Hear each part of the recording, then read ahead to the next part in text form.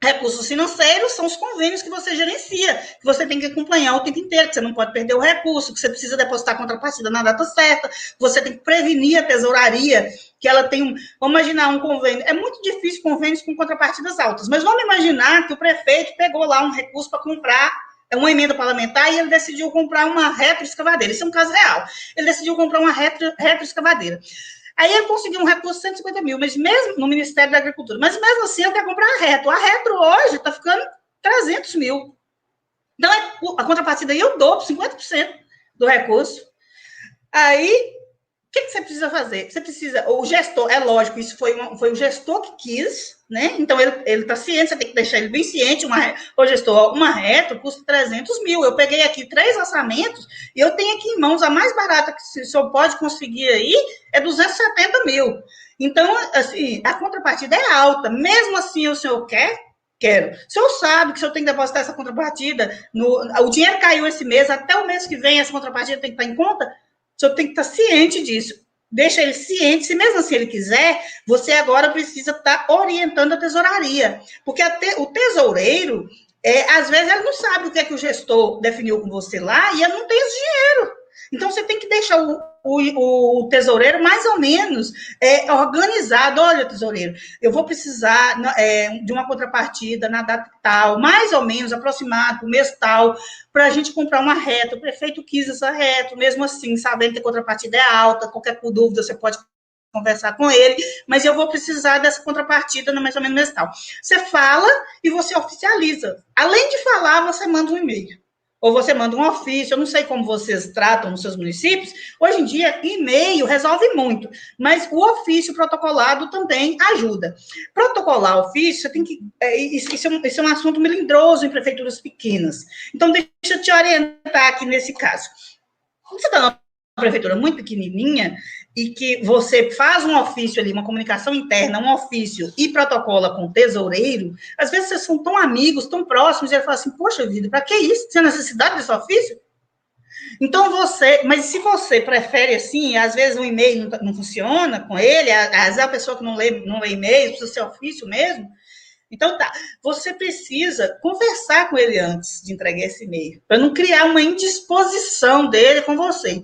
Você tem que chegar perto dessa pessoa, que seja quem quer que seja, e fale com ele assim: olha, fulano, isso aqui não é nada grave, mas eu estou trazendo esse ofício porque eu preciso que você lembre que nós temos essa contrapartida para fazer, e como eu sei que é uma contrapartida alta, eu preciso que você lembre. Eu estou protocolando aqui com você, não é para você, mas sim para o meu arquivo pessoal lá, que eu preciso colocar na pasta do convênio.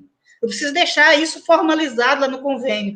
Então, assim, não me leve a mal por ser um ofício, eu sei que eu poderia estar só te falando isso, eu conheço você, sei do seu compromisso, sua responsabilidade, mas como eu preciso deixar na pasta do convênio todas as informações formalizadas, eu preciso desse ofício aqui assinado por você, como você recebeu na data de hoje.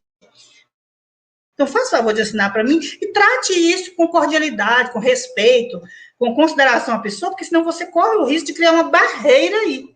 E a pessoa simplesmente passar a te ignorar. Toda vez que você falar alguma coisa com ela, ela não vai mais te atender de forma nenhuma, a não ser que você oficialize. Então, trate isso com muita cordialidade, para isso não virar um problema para você. Porque hoje, lidar com pessoas é muito complicado, a gente tem que ter sabedoria. Então, pessoal, lidar com recursos financeiros é isso aí. Você precisa gerir o recurso do início ao fim. Recursos materiais é o material de expediente com que você lida com ele, que você trabalha, ou qualquer outro material que você tenha acesso. Você precisa gerenciar, se tiver sob sua responsabilidade, você precisa gerenciar esses materiais de forma que mantê-los, conservá-los e tal. Por exemplo, deixa eu falar para vocês um exemplo de gerenciamento de recurso material. O computador que você usa, ele é um computador importante, porque ele tem todas as informações do convênio gravadas ali. Se você não tem outro banco de dados, ele é um computador importante. Então, você precisa ter um cuidado com ele, né? Quem que acessa, né? Você precisa ter esse cuidado. Então, gente, você precisa saber direitinho Você precisa tá a par dos materiais que você precisa utilizar. Então, o gestor de convênio, ele precisa de muitas pastas para arquivar os convênios.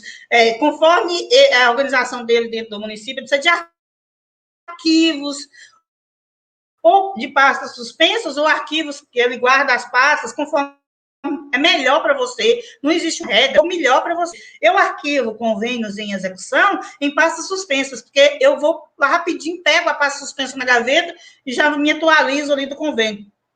Então, você precisa de muitas pastas, você precisa de arquivo, você precisa de furador, grampeador, você precisa de carimbos, tem uns carimbos específicos de prestação de contas, carimbo de confere com original, carimbo de publicado, carimbo do prefeito, carimbo, né? Você precisa o seu carimbo, você precisa de ser isso. Na hora que você precisa disso, lembra do gerenciamento de tempo? Na hora que você precisar disso, você tem que ir certinho no lugar que tem que estar lá. Você não pode ficar procurando, não. Você tem que saber onde está, certinho. Então, você tem que gerenciar os materiais que você utiliza, que você trabalha, seu material de expediente, nas suas... Você tem que ter um gerenciamento sobre isso. Não é aquela coisa, eu sou dono, não, de jeito nenhum. A gente compartilha as coisas, mas só que a gente tem que ter uma seriedade no trato com as coisas. Então, eu falei aí do gerenciamento de recursos humanos.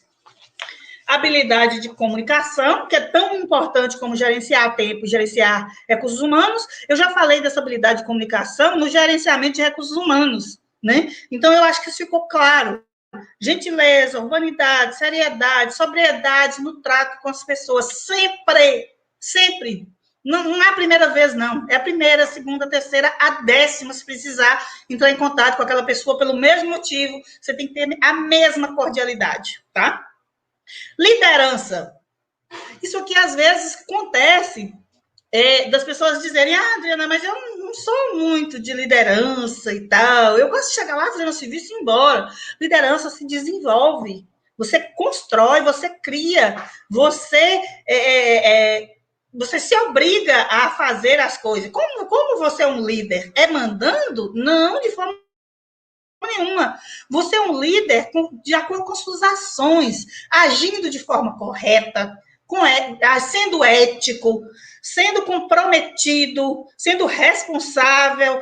Como você lida com várias pessoas, você tem que ter essa habilidade de comunicação, né? De chegar em um, chegar em outro e tal. Isso é liderança também.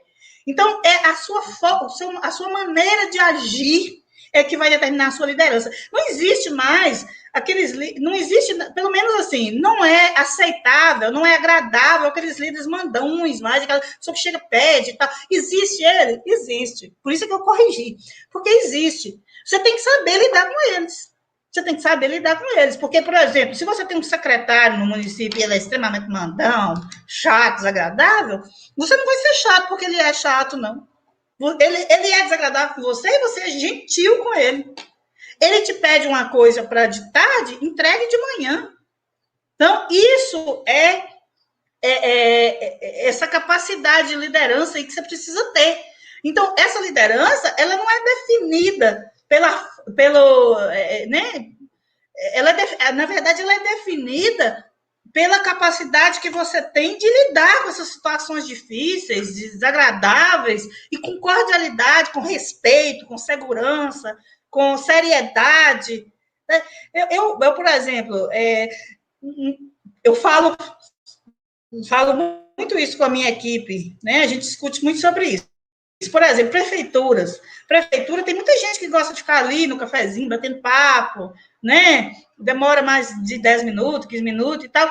Eu, por exemplo, assim, a nossa equipe, por exemplo, a gente age assim. A gente vai para o município fazer um serviço. A gente entra na nossa sala, vai trabalhar. Todo mundo que chega ali, ou que a gente precisa, a gente trata com cordialidade. Mas a gente não fica batendo papo em corredores, a gente não fica sabendo das fofoquinhas do dia, a gente não dá notícia disso. Então, isso é uma característica de liderança, né? Você é um líder porque você se dá o respeito, né? Você se demonstra respeitável. Então, deu a hora de tomar café, você está com fome, significa que você não vai na cozinha tomar um café? Claro que vai. Significa que você não vai conversar com as pessoas que estão lá? Lógico que você conversa. Mas você fica ali 5 minutos. Tomou seu café, comeu o que tinha que comer, riu um pouquinho com as pessoas, cai fora e vai fazer seu serviço. Não fica dando margem para conversinhas, brincadeirinhas desagradáveis, esse tipo de coisa que vai denegrir sua imagem com o passado. Eu já falei do carisma, né? Eu acho que eu já falei de quase todos. O carisma é tudo isso que eu estou falando para vocês e principalmente fazer com que as pessoas façam aquilo que você precisa que elas façam de boa vontade, né? Sempre. Então, gente, as principais para mim são essas.